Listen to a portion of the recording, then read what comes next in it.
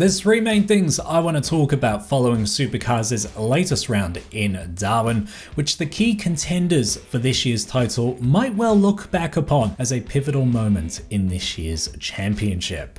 I also want to discuss that very spiteful protest by Red Bull on the Sunday, and finish up by talking about this revised SuperSprint format that we've now seen in action a couple of times. Let's kick off with the results. It was a Chev trifecta on both the Saturday and the Sunday. Brock Feeney took the win on Saturday, followed by Mark Winterbottom, a great result for Team 18, and Will Brown in third. On Sunday, it was a similar result at the top, Feeney taking the victory, this time followed directly by his teammate Will Brown, and Brody Kostecki got his first podium since returning to the championship there in third. As for my pre-round predictions, how did those stack up? Well, there's a reason why I tell you not to take them seriously, and here is Exhibit A. My first prediction was that Cameron Waters would get a win this weekend, but they were far from that, and we'll chat more about them shortly. My second prediction is that Fullwood would get a top 6 result, and while I feel like Brad Jones Racing had a bit of a stronger weekend overall, at least they were on TV a bit more, Fullwood sadly was nowhere near that top 6. And my final prediction, I feel like I could wiggle my way in to get a tick here, but I did predict a more major crash on the restart, knowing how much the field tends to stack up when they're going back to green in Darwin. There was a bit of damage, a bit of calamity. It could have been a whole lot worse, but I'm pleased to say we didn't see something as severe as I was predicting. All right, let's get into the first of my 3 key takeaways from this weekend, starting, of course, with the championship contenders. As I said, I think a lot of people will look back on Darwin as the potential moment that set the tone for the rest of this season, starting with Brock Feeney, who I feel had a tremendously positive weekend. It felt like his form was in free fall for a number of months now, but he very much pulled the parachute this weekend, slowed that dip in performance, and in fact, bounced back excellently, winning both of those races. I think that's an important recovery, especially at this point in the season, where he's still got time to claw back points on his teammates. On the topic of his teammate, Will Brown, I think will still leave this weekend quite positive. We talk about the importance of consistency in this year's championship,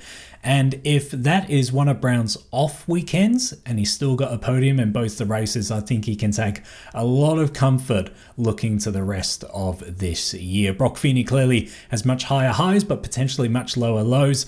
I think Will Brown, when it comes to a championship challenge, more of that consistent middle ground is probably going to be the winner. Sadly, on the topic of consistency, we can't throw Chaz Mostert into that bucket, or WAU more broadly. They had a good result in Perth, finally delivering on some of the promise that they've shown so far this year.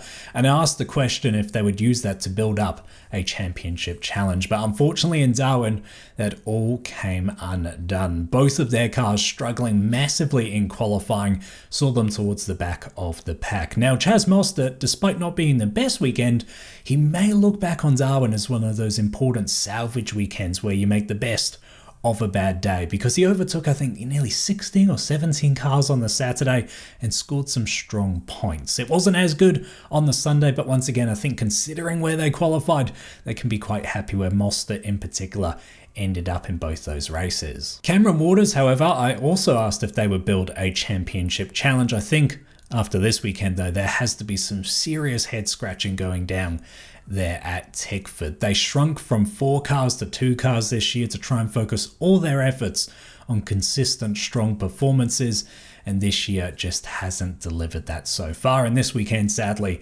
was a pretty dull one. This one may have wiped them out of this year's championship. And then finally, I just want to give a shout out, if anything, to the job Nick Percat and Matt Stone Racing are doing. They had a strong weekend in Darwin. They haven't had the most consistent results over previous rounds, but Nick Percat admitted, I think quite admirably so, that a lot of their dips in performance recently he can put down to his own driving rather than the car performance. So if Percat is going to polish up his driving and his execution and those cars remain fast, I don't think they'll challenge for the championship, but just the fact they're in the picture, I think is a tremendous result for that team. All right, talking point number 2 is that protest that Red Bull put in following the top 10 shootout on Sunday. To set the scene, if you haven't seen it, Brody Kostecki was on his cool down lap. He caught up with his good mate Will Brown in the Red Bull who was prepping to get his flying lap underway. Now, Kostecki was on the phone to the commentators at the time, having a chuckle about flashing his lights and trying to distract Will Brown. He got close enough, I think, to be noticed by Brown, but certainly didn't get right up behind him and cause a nuisance. It was just a bit of a laugh in the end. The drivers laughed about it, the commentators laughed about it, and I as a fan found it pretty entertaining as well. Unfortunately though, later in the day, Red Bull lodged a complaint about these antics, and it was looked at for Brodie Kostecki potentially crowding Will Brown, which sounds like there might be a vaguely written rule in the book on that. Now, it was ultimately dismissed, but it put a bit of a downer on the whole weekend, in my opinion. When there's a serious championship battle going on, like we saw last year between Red Bull and Erebus, I get it. You fight every battle you can on the track and off it. Even if it feels spiteful, you do whatever you can to get an edge over your opponents. But that's not really the case this year. It was a fairly mundane incident, in my opinion. It was a stretch to put that complaint in. And let's be honest, Brodie Kostecki and Erebus aren't looking like contenders in this year's title. So with all that context, it definitely felt like a bit of a downer from Red Bull. Now, Jamie Whincup did defend their decision to put in a complaint by saying that they actually just wanted to really draw attention to this vagueness in the rulebook that can be potentially exploited in the future. And I do respect that to a degree. If there is vagueness that would allow someone to, say, impede another top 10 shootout contender at Bathurst, for example, the teams would be up in arms, the fans would be up in arms. So I don't think that's necessarily a bad motivation at its heart, but I feel like it was poorly approached. You don't need to bring attention to that issue, I feel, through a formal protest, unless that's required to get the rule properly looked at. So my third and final key takeaway from this weekend, I want to have a little chat about this revised Super Sprints format. The format, for those unaware, the big difference in 2024 is that instead of having 3 shorter races over the weekend, we have 2 longer races at the Super Sprints events. The shift to 2 longer races, I feel like, is a good move. As I said in my Perth preview, I felt like the 3-race format was just way too short for a Supercars race. It didn't allow enough time for any real strategy or intrigue to unfold, and it pretty much reduced Supercars to feeling like a support category at their own event. That's not a good thing.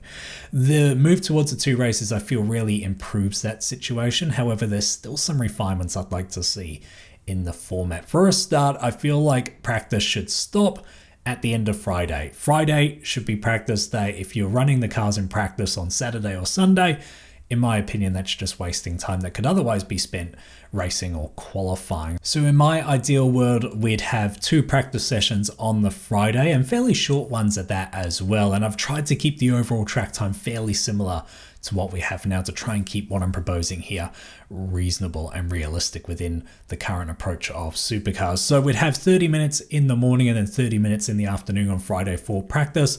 The logic behind splitting these into shorter sessions is A, it extends the day for any fans that buy a ticket to go to the event. For me, when I went to Barbagallo this year to watch Supercars, it felt like there wasn't too much reason to hang around after Supercars practice finished. So if you split it into 2 sessions, it encourages you to watch more of the support action and just feel like you're getting more bang for buck from your day. The other benefit of 2 shorter practice sessions, in my opinion, is that it creates more uncertainty about the races. By having shorter sessions, teams aren't able to do as many full race runs, therefore they have less data. Therefore, there's more uncertainty over who will perform in those longer sessions. When we get to Saturday, it's fairly similar to what we have now. However, I'd like to see us start off with elimination qualifying like we saw in Perth for Q1 and Q2, which I feel work. But Q3 for me in Perth for the past couple of years just falls a bit flat. The teams spend way too much time in the garages, and it's just this last hit out at the end, and it feels almost a bit random who's at the front. Therefore, I'd like to see that 3rd session in the elimination format converted to a top 10 shootout like we saw in Darwin this weekend. I feel top 10 shootouts are a really good hallmark and good aspect of Supercars that should be embraced more. I feel like it allows you to appreciate the drivers that make it into the 10 so much more because you get to watch their entire laps. And then finally, because we have saved some mileage in both practice and qualifying through the introduction of top 10 shootouts at every super sprint event, I feel like we could hopefully add an extra 10 minutes on to the race length. Now, I put time here just for the ease of conversion, because obviously there's different laps at different tracks. But yeah, the races currently go for about an hour, bang on in the current super sprint format. I'd like to push that out by another 10 minutes again, just to give us that little bit more of racing action and hopefully allow even more variation in the strategies. That transitions us quite nicely into the subscriber comments. I always like to include some thoughts from you guys as well, and a big thank you as always to those who have sent some stuff in. Firstly here, Ben Johnson makes a good point. I proposed a repeated format for both the Saturday and the Sunday like we currently have, but Ben points out here that he agrees a lot with Scott Pye's Apex Hunters podcast, which I must admit I haven't actually checked out myself yet. He says that identical formats for both races leads to teams learning a lot on Saturday and therefore huge field spread on the Sunday. This is an excellent point and a good argument for doing something different on the Sunday. What that is within the realms of these shorter races, I'm not all that sure. But yeah, a really good point there from Ben, and indeed, of course, Scott Pye on his own podcast.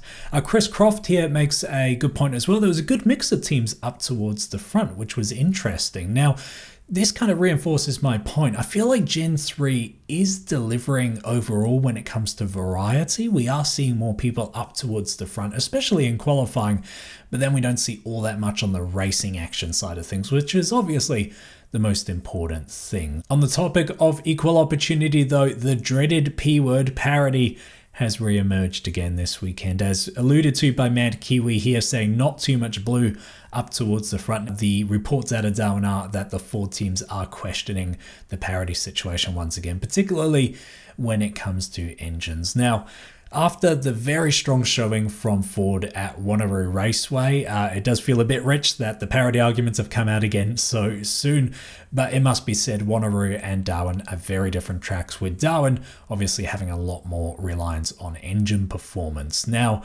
this is timely. Supercars did announce this weekend that the dates have been set pretty much for the AVL dyno testing in America.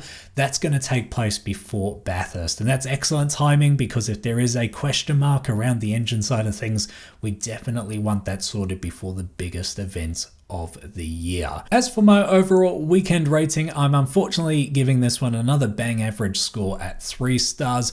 As we said, there was some good variety. On Sunday, there were some good battles deep in the pack as well, but there really wasn't all that much happening towards the front. So that's why it falls in the middle of the road for me. You guys were slightly more optimistic. The majority, 40% in my poll, going for 4 out of 5 stars, followed by 29% of you going for 3 stars. Our championship picture looks a little bit more convincing in terms of having a battle towards the end of this season.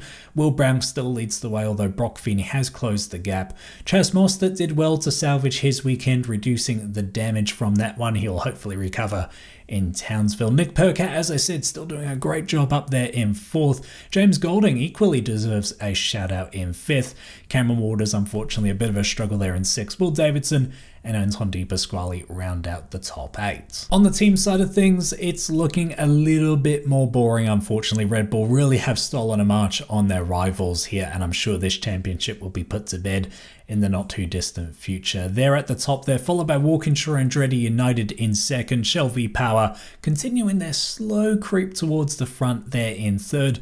Penrite Racing have unfortunately dropped off in 4th, as have Tickford Racing in 5th. MSR in 6th, Team 18 are in 7th, and Premier Newlon Racing in 8th. And that brings the end to my Darwin review. I hope you've enjoyed this slightly revised format. I'm trying to rejig these reviews so I can just get to the key points and put this together for you as quick as possible following each round of the championship. Let me know what you think down in the comments section, and I'm sure we're all looking forward to the next event because we're back to those longer refueling races. The NTI Townsville 500 taking place from July 5 to 7. Be sure to subscribe if you haven't already. We're closing in on 2,000 subscribers, which would be just awesome to hit before the next event if you can help me out with that. Until then, treat people like your trackside down there in the comments, and I will see you in the next one.